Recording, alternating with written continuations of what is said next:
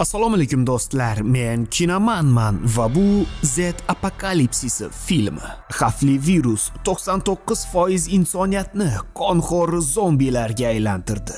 Filmni to'liq holda tomosha qilishni va yuklab olishni istasangiz, kommentariyada manzil qoldirilgan Telegram va Instagram kanallarimizga tashrif buyuring. Biz esa boshladik.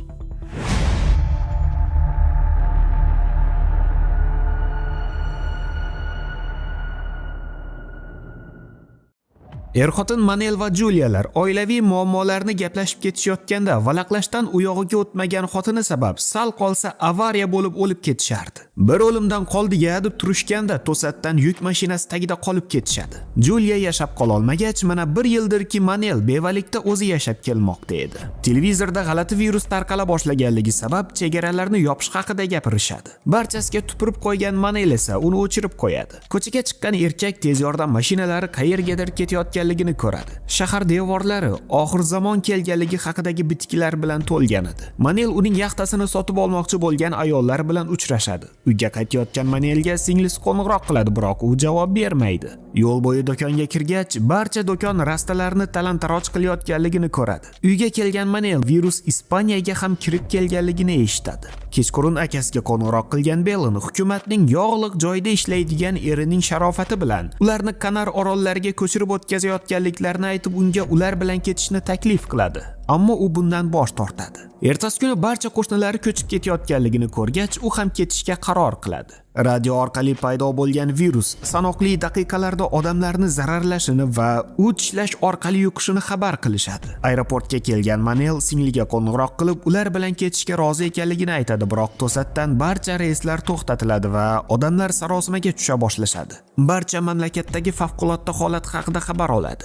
Manelga qo'ng'iroq qilgan singlisi uyga borib hech qayerga chiqmaslikni maslahat beradi. Ilojsiz ortga qaytgan erkak oxiri ko'rinmaydigan tirbandlikka duch keladi. Iloji qolmagan odamlar mashinalarni tashlab piyoda ortlarga qaytishadi va Manel ham ulardan chetda qolmaydi. Mahallasiga kelgan erkak harbiylar qo'shnisining uyini o'rab olib, maxsus tunnel qurganliklarini ko'radi. Harbiylar zombiga aylangan qo'shnisini tunnel orqali harbiy mashinaga ortishadi. Ertasi kuni qo'ng'iroq qilgan Belen aholini qayta joylash uchun xavfsiz hududlarni izlayotganliklarini xabar qiladi. Biroq harbiylar bunga qarshi edi. Sababi xavfsiz hududga tashqaridan odam olib kirishlari virusning tarqalish xavfini yanada oshirar edi. U Manelga nima bo'lishidan qat'iy nazar uydan chiqmasligini aytadi. Ko'p o'tmasdan shaharlik odamlar yashin tezligida zombilarga aylanib, yo'lda uchraganni yamlamay yutishni boshlashadi. Yana bir bor do'konga borgan Manel odamlar ovqat uchun bir-birlarini o'ldirayotganliklarini ko'radi. Qo'liga ilgan narsani olib tashqariga chiqqach, qiruvchi samolyotlarni uchratadi.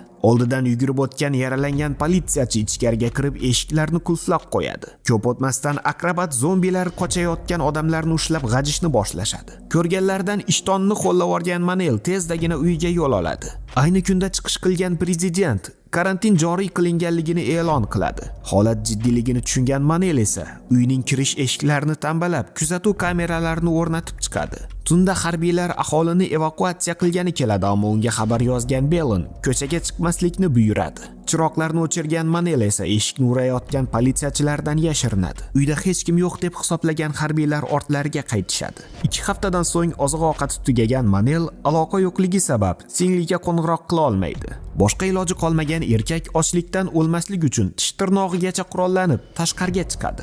Bir qancha uylarni titkilab chiqqan erkak yegani nonning urvog'ini ham topa olmaydi. Ovqat ilinjida yana bir uyga kirgan erkak yura olmasligi sabab evakuatsiya qilinmagan ayolning uyiga kiradi. Unda ham yegani hech vaqo yo'q edi, biroq u ovqatni qayerdan olish mumkinligini bilardi. Kampir aytgan uylarni tintigan Manel anchagina oziq-ovqat va mototsikl topib oladi. Kampirga ratsiya bergan Manel yo'lida davom etadi. Oradan ancha kunlar o'tdi. Manel va kampir tez-tez kechki ovqatni birga qiladigan bo'lishdi. Kunlardan birida Manelga ratsiya orqali aloqaga chiqqan kampir tezda radioni yoqishni buyuradi. Unda esa hukumat tirik qolganlarni Kanar orollariga jo'natayotganliklarini va qutqaruvchilar oldiga borish uchun koordinatlarni e'lon qilishadi. Kampir ularga ishonmasdi, ammo ovqatlari tugayotganligini mumkinligini aytgan Manel uning qayg'ida ko'rsatilgan manzilga borishlari mumkinligini aytadi.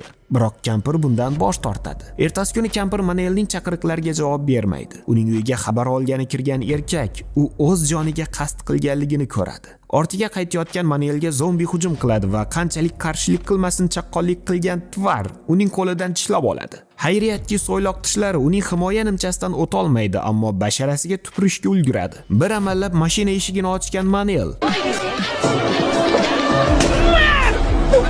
deya zombining hammasini ko'rsatadi. Uyga qaytgan Manel Belinga ortiq uni kutolmasligini xabar qiladi va mushukchasi bilan mototsiklga o'tirgan holda xatarli safarga yo'l oladi. Yo'l yopiqligi sabab o'rmon ichidan kesib o'tishga majbur bo'lgan Manel ko'p yurmasdan zombilar bilan qulashmochoq o'ynashga majbur bo'ladi. Yo'lidan o'liklar chiqqach tezligi sabab to'xtay olmasdan ag'anab ketgan erkak xayriyat balo ham urmagan pishagini qo'ltiqlagan holda toza go'sht dardidagi zombilardan yana qochishni boshlaydi. Bir amallab sohilga yetib kelgan erkak ko'prikdan o'tishi bilan darvozani qulflab qo'yadi va nihoyat ulardan xalos bo'ladi. Ammo harakatlari puchga chiqqandi.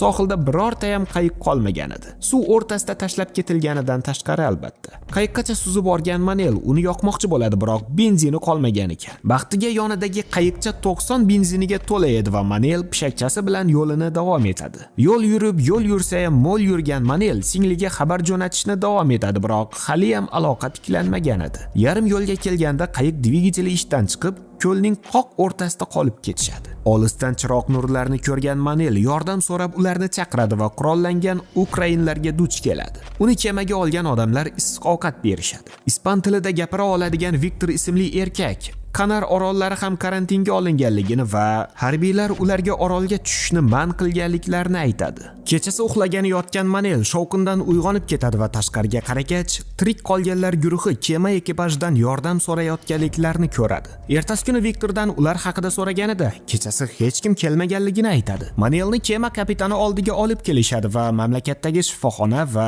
zavodlar joylashgan joyni ko'rsatishini so'rashadi. Tashqariga chiqqan Manel kechagi odamlarning qayg'ini ko'radi, biroq o'zlari hech qayerda yo'q edi. U bu haqida Viktordan so'raydi, ammo u boshqalarning ishiga burun tiqmaslikni maslahat beradi.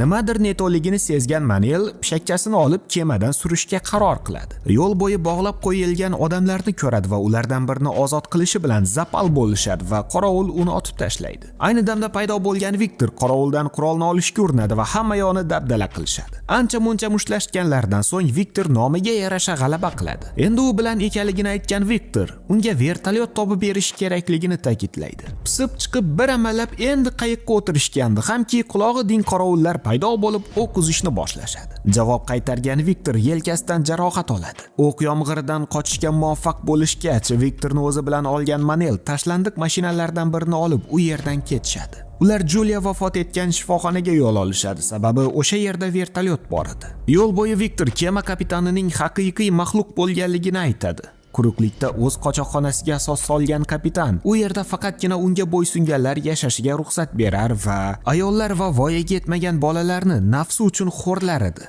Nihoyat shifoxonaga yetib kelishadi, biroq vertolyotdan darak yo'q edi. Ichkariga kirishgach, Viktorning yelkasidagi o'qni chiqarib olish uchun uskuna va dorilarni izlarkan, yuqoridan kelgan ovozlarni eshitib qoladi va tepaga ko'tarila boshlaydi. Yo'l bo'yi zombilardan birini ko'rib undan yashirinadi va u ketgach, ventilyatsiya quvuri orqali boshqa tirik qolganlar bilan gaplashib turganida topag'on zombi hujumiga uchraydi. Maydalashib o'tirmagan Manel uni otib tashlaydi va zombilar talpasi o'q ovoziga kela boshlashadi. Ulardan qochgan Manel xonalardan biriga kirib eshikni tambalaydi. Biroq ichkarida na pishagi va na Viktor bor edi. To'satdan lyuk ochiladi. Lucy ismli qiz uni chaqiradi va lyukni yopishlari bilan zombilar bostirib kirib, alamzada holda ularni kuzatib qo'yishadi. Hamshira bo'lgan Lucy uni hamkasabasi Cecilia bolalar va Viktorga qarab turgan lazaretga olib keladi. Viktorning yarasini davolab, uni uxlatib qo'yishadi. Manel vertolyot haqida so'raydi va Lucy u shifoxona ortidagi karantin hududida ekanligini aytadi, biroq uni zambaqlar o'rab olishgandi. Ertasi kuni tomga chiqqan Manel telefonida aloqa paydo bo'lganligini ko'radi. Singli unga bir talay xabarlar jo'natgan edi. Birdan o'q ovozlarini eshitadi va pastga qaragan erkak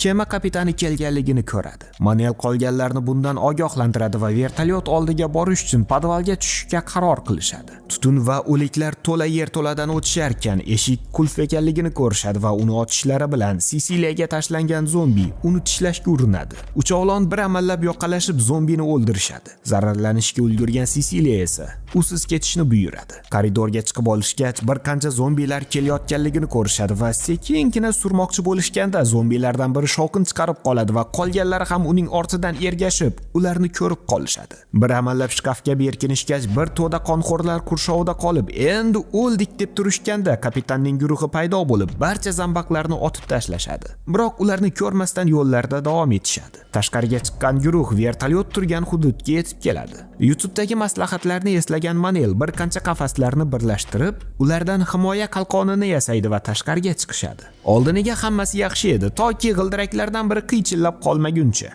Lucy bolg'asi bilan, Manel olov o'chirgichi bilan, Viktor esa hay-hayi bilan himoyalanishadi. Ular bir amallab it azobida darvoza oldiga yetib olishadi. Lucy darvozani buzib ichkariga kiradi va Viktor bolalar bilan vertolyotga o'tirib olguncha Manel bilan zombilarni ushlab turadi. Bir amallab darvozani yopishgach, qolganlar oldiga yugurishadi. Viktor qanchalik urinmasin, vertolyot yonmasdi. Zombilar esa zaborni oshib o'tishni boshlashadi va Manel yana ishga kirishadi. Ayni damda uzilgan kabelni qo'shgan Viktor vertolyotni ishga tushiradi. Uning ovoziga kema ekipaji ham yetib keladi. Ichkariga kirgan banditlar vertolyotni ularga berishni talab qilishadi. Viktor Manelga signal berishi bilan ikkinchi darvozani ochib yuboradi va talpa zombilar hujum qilishib, kema ekipajiga muammolarni ko'rsatishadi. Bir qanchasi vertolyotga osilishlari bilan Viktor vertolyotni havoga ko'taradi. Manel bor kuchi bilan zambaqlarning dodini berib vertolyotga yaqinlashadi va Lucy tashlagan narvonga yetib olib, amallab vertolyotga chiqib oladi. Bir necha soatdan so'ng Kanar orollariga yaqinlashadi va Manelga qo'ng'iroq qilgan singlisi orolga kelmaslikni buyuradi. Ularning yonidan uchib o'tgan harbiylar orol ham zombilar qurshovida qolganligini xabar qilishadi. Endi dardlarni dengizga aytishsa ham befoyda edi. Tamom.